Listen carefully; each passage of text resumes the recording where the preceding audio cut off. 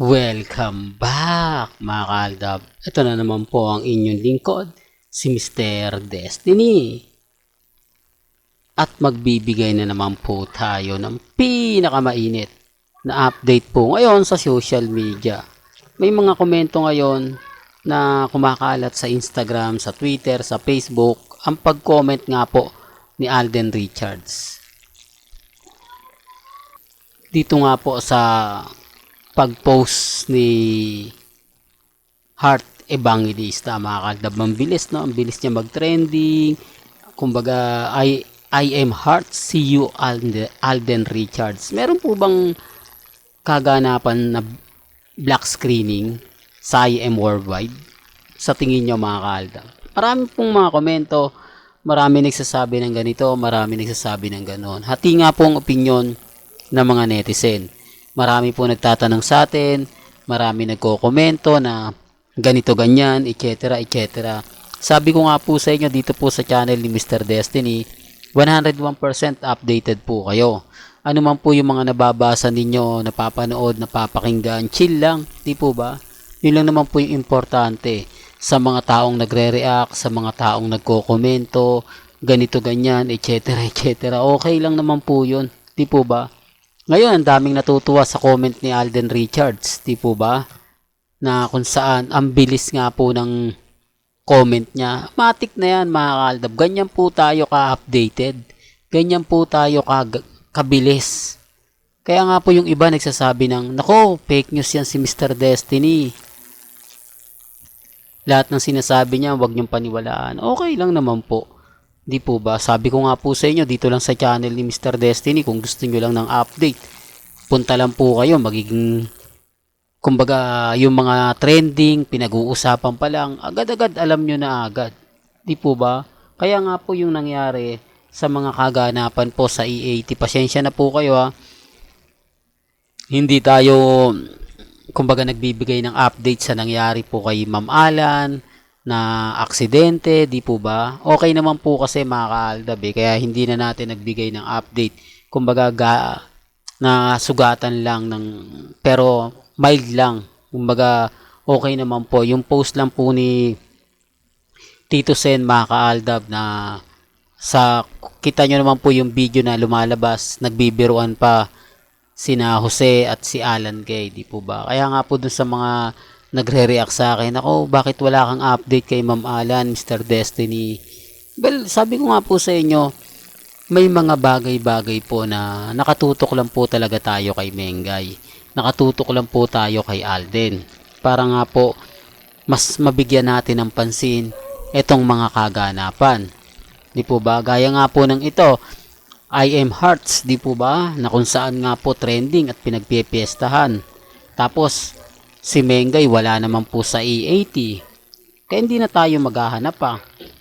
Mag-aantay na lang po tayo ng post ni Mengay sa Instagram, sa Twitter, sa Facebook. Yun lang po yung pwede nating gawin. Sinasabi ko lang po ito para po sa kaalaman ng lahat. Dahil wala naman pong ibang hahanapin pa kay Mengay. Huwag niyo pong asahan yung private account ngayon. Medyo dismayado po kasi yung ibang mga kapwa nila Army na nagpo-post, di po ba? Tama naman po tayo, isang ka naman kasi makakita, private account, dapat kahit man sana tatlo yung kumukuha ng video, sa dami po nila, tapos isang video lang po yung ipopost, ang daming kumukuha ng mga photos, di po ba? Ang mga picture, pa-selfie, tapos hindi natin nakikita sa social media. Normal lang, nabatikusin ko sila, kaya lang siyempre, galit sila, affected sila. Kaya yung mga troll, talagang ramdam mo. Di po ba? Ramdam mo na apektado po sila. Samantalang ako, hindi. Di po ba? Kaya nga po, natatawa ako sa mga komento. Ako, Mr. Destiny, isang buwan na namang mawawala si Mengay.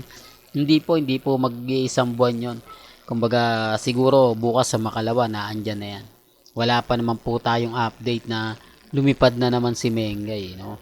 Ito isa po sa nakakalungkot kapag ka umaalis na ng bansa, di po ba? Although si Alden talaga nakikita natin yan dahil hindi nga po talaga nakakalusot yan. Kahit sa airport, talagang marami nagpapapicture, di po ba? Si Mama Ten, si Alden, Sinasabi ko lang po yung totoo. Pero pagdating po kay Mengay, ewan ko lang po, no?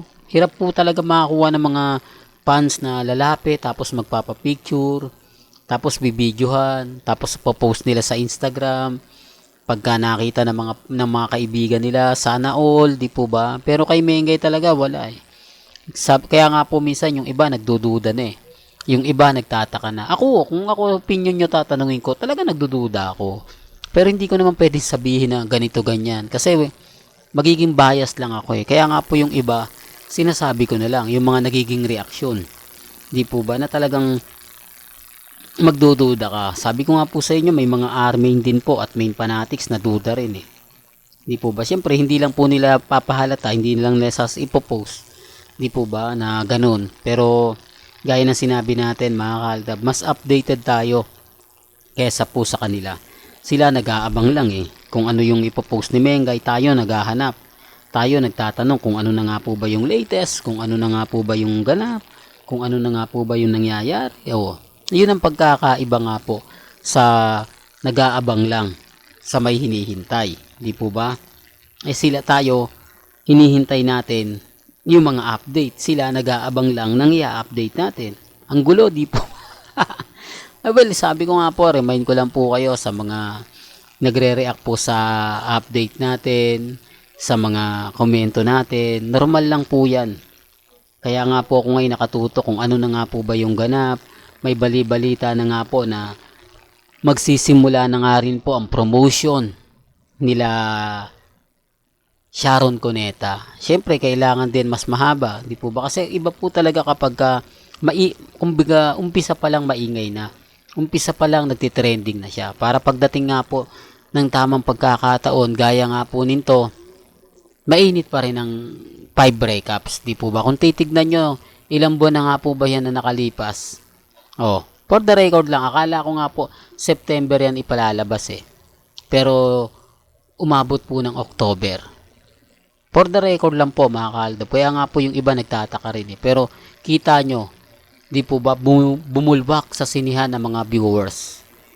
Well, hanggang dito na lang po yung updates natin mga kaldo. Kaya kung gusto nyo pa po ng pinaka-latest at sariwang update, abay tutok lang po kayo dito sa channel ni Mr. Destiny para updated po kayo sa mga latest at sa mga bagong video po na ilalabas po natin maya-maya lang. Kaya kung bago ka lang sa channel na to at isa kang true blooded Aldab Nation na nagmamahal po kila Mengay at Isoy, tama po ang channel na pinuntahan mo, kaya consider na po kitang bagong subscriber. At huwag mong kalimutang i-share ang mga video po natin sa mga mami, sa mga titas, at sa mga senyor. Hanggang sa muli, salamat po sa panonood at pakikinig.